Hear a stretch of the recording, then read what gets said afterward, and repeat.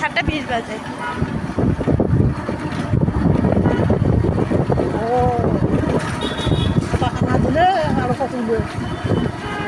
কি টাকা না তো, ওইটা আমার একটা ফ্রেন্ড ছিল, ভাইয়া ছিল, ওই ভাইয়া ফোন দিয়ে কইছি যে ভাইয়া একটু আমার সিরিয়ালটা আগে দেওয়ার ব্যবস্থা করে দেন।